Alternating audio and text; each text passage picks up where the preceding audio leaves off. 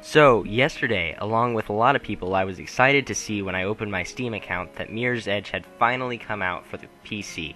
It came out for the console a while ago, but seeing as I'm a PC gamer, I've just gotten a chance to play with it. I bought it yesterday, and I just finished it earlier today. What can I say? It was a pretty good game, but I think in the hands of a different game developer, it could have been a great game. The mechanic is entirely new. Nobody's done this free-running parkour type game before. It's really refreshing to see such a new idea. Unfortunately, the concept is new, and you will die a lot because of it. It's not really been refined, but the mechanic is there. It's a fun game. It's just missing a lot of the things that have become standard in the industry. For instance, the character models are bad. There's some anti-aliasing problems. The textures are off in a few places. It's just got some problems with it. But overall, I think that's outshadowed by the really interesting new thing that you can do with the swinging and the jumping and the going from place to place. If you don't already know, Mirror's Edge is set in a sort of future with an over-controlling government, and you're a runner named Faith, and as a runner, your job is to take information that people don't want monitored by the government from place to place. That's at least your initial job. Later on, you get wrapped up in this sort of new plot with your sister and a government thing. But basically, the story is just there as fuel. The main thing is going from point A to point B in the fastest ways you can with the most momentum you can have, and there's all sorts of ways to interact with to do it.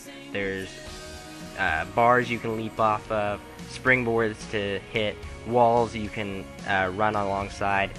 There's just a whole array of moves you can use, and often there's more than one way to do it. The storyline is mostly portrayed through little 2D cutscenes you see every once in a while, but there's also chatter on your headset while you play, and little boards in the elevator that have news going across them so you can read up on sometimes what you've been doing.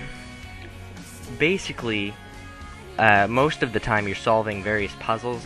For the beginning, you're outside, and I think that's the best part, when you're just jumping across buildings, doing huge jumps and things. That's where the mechanic really shines. But later on, you do some interesting puzzles inside as well. And you can do all array of moves, but mostly outside there's a lot of different ways to do it, and inside there's usually only one way. The combat sucks. That's about the nicest way I can say it. It is horrible. There's really nothing to it, and you die more often than you can kill people.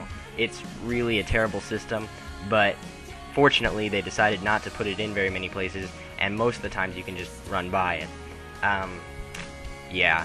Most of the combat is just a series of quick time events, depending on if you hit buttons at the right time. Really not a good system, but they offer you most of the time the chance to jump over it, or if you do have to do it, you can punch them instead of using the terrible guns, so that's a little bit better.